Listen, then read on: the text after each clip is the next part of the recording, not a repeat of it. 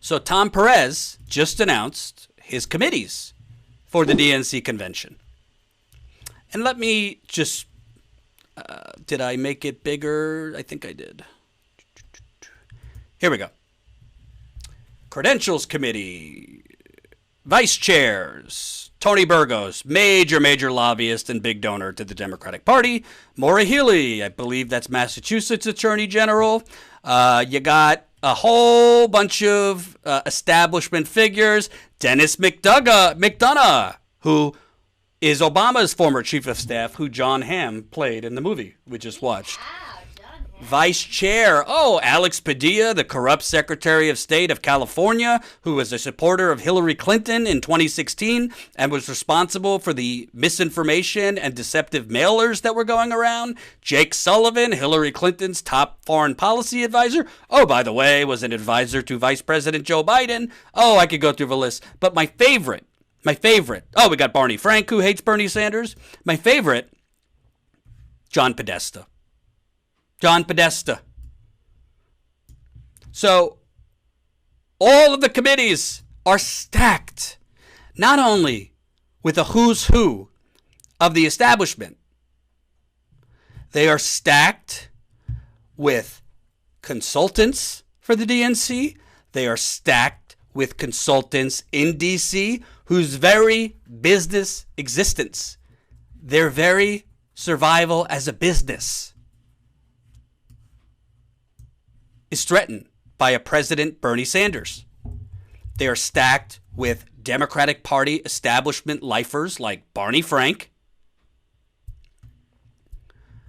And they are stacked by people that if it's a close call, if it's a brokered convention, I got news for you.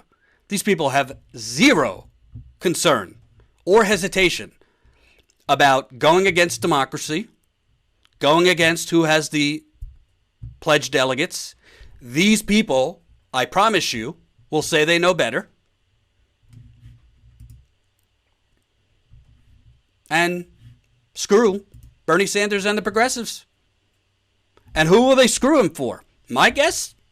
Elizabeth Warren. They'll call it a compromise. And you think Elizabeth Warren's going to be opposed to that? So let's just go through it. And again, follow Kevin. This is his reporting. It's not mine. This is from Kevin from Shadowproof at KGOSZTOLA. But he did this great thread which identifies a lot of these people. So Democratic National Committee Chair Tom Perez issued a list of individuals he nominated for the 2020 Democratic National Convention committees. Let's examine some of the individuals. I'll initially focus on the nominees for the DNC Platform Commission. Dennis McDonough, Barack Obama's chief of staff. He also chairs Rework America Task Force, which launched Rework America Business Network with Heidi Capozzi, a senior vice president of human resources at that progressive group, Boeing. Oh, God. Rework America Business Network. Oh, you know what? Let me also put this in the super chat if you guys want to follow along with me.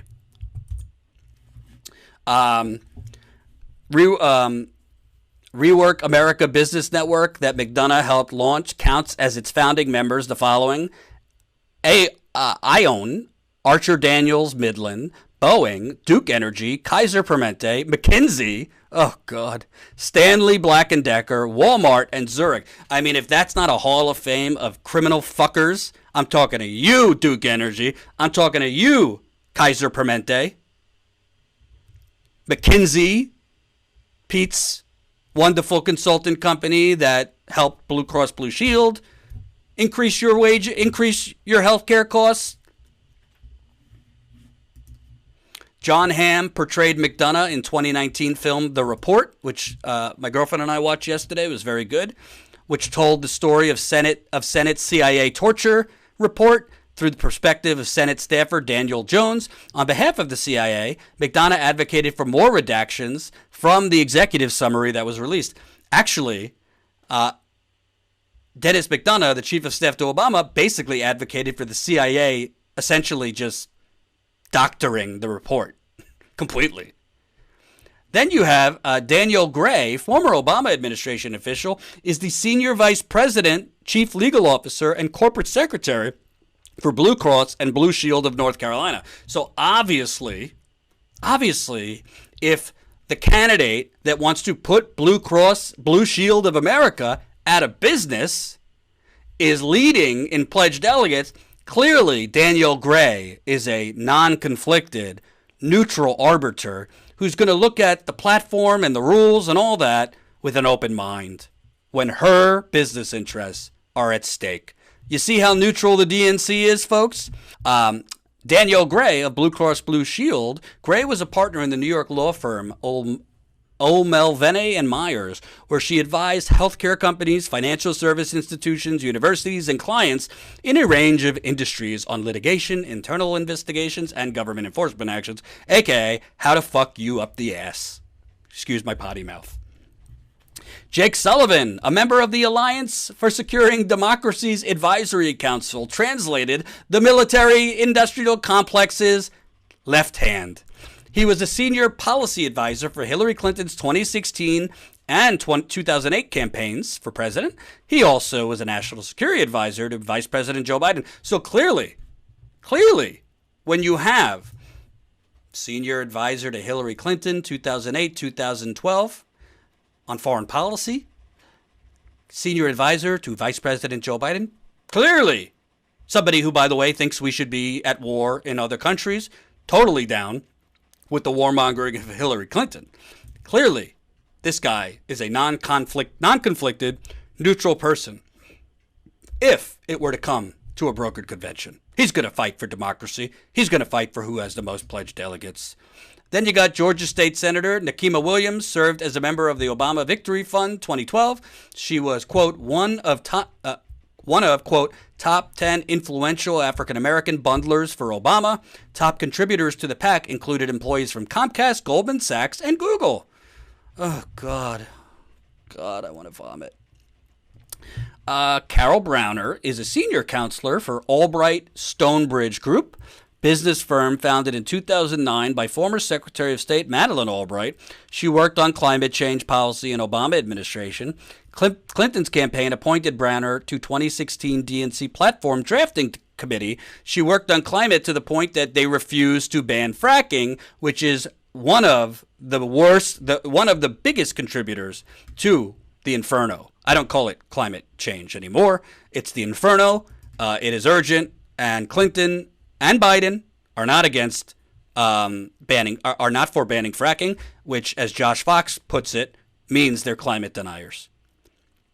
As a Clinton delegate during the 2016 Platform Drafting Committee meeting, she voted against a ban on fracking, which I just pointed out, Medicare for all. She opposing the Trans-Pacific Partnership, meaning she was for it, keeping fossil fuels in the ground, and a measure to halt abuse of eminent domain by the fossil fuel industry. So you got to love climate advisors who basically work for the fossil fuel industry. Mary Kay Henry is the president of SEIU. She's on the committees, on the DNC's committees for the convention. In 2015, she ensured that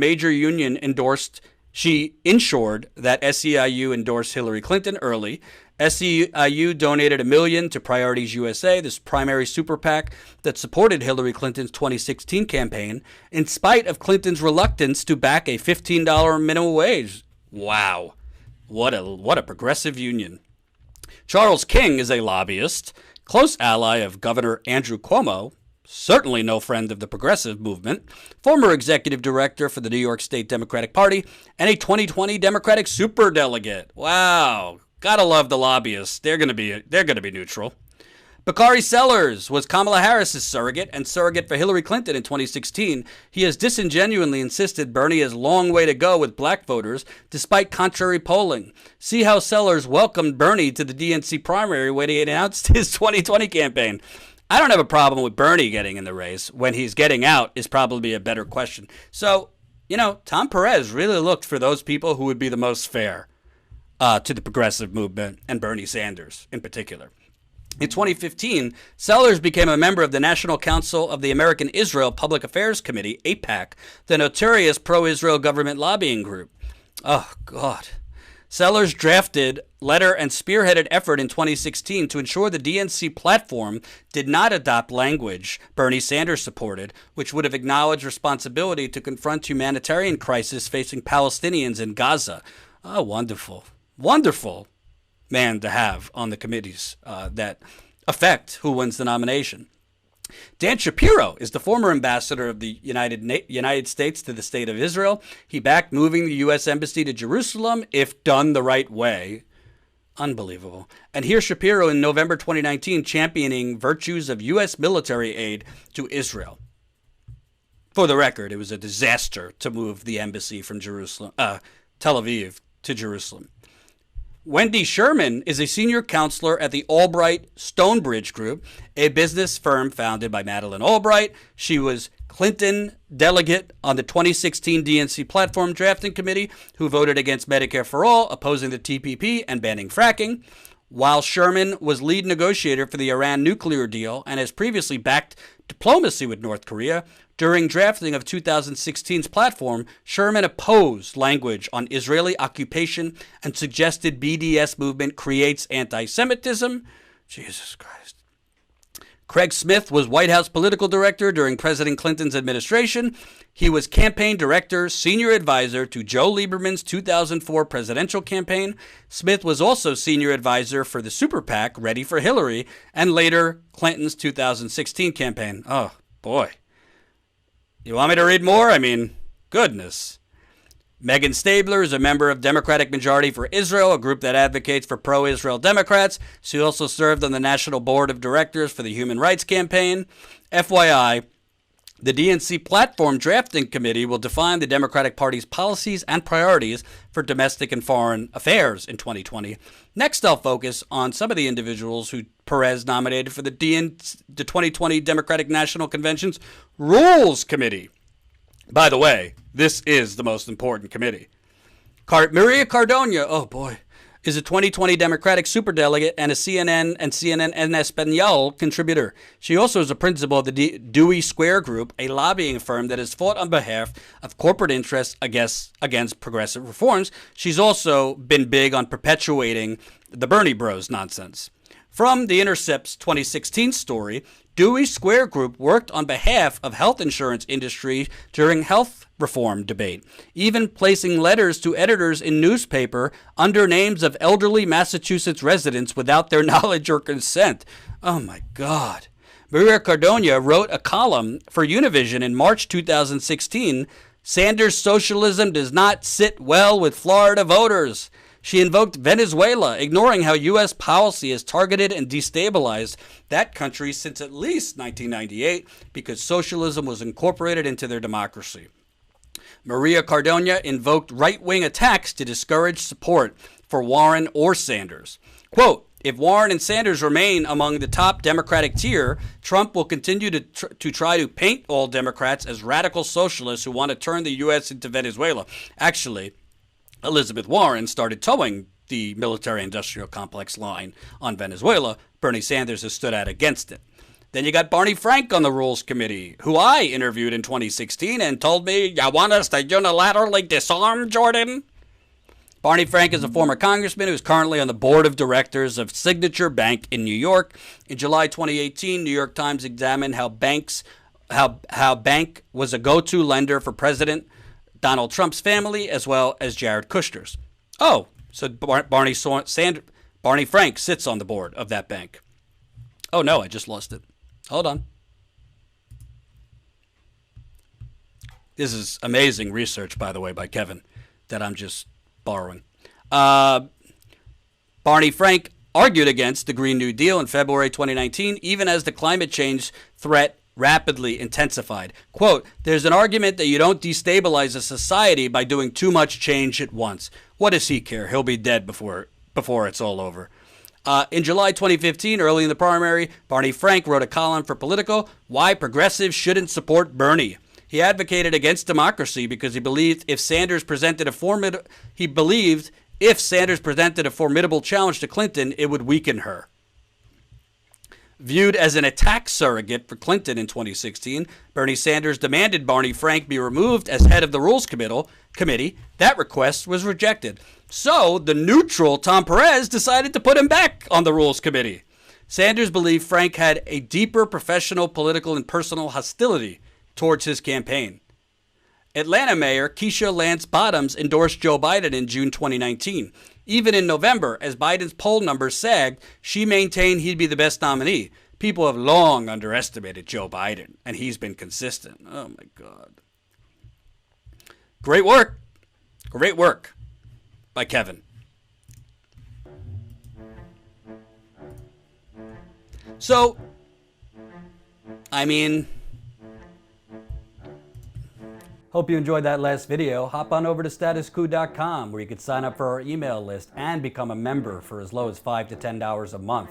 Membership is how we grow. That's statuscoup.com/join. And remember, join our email list so we can grow the revolution with you.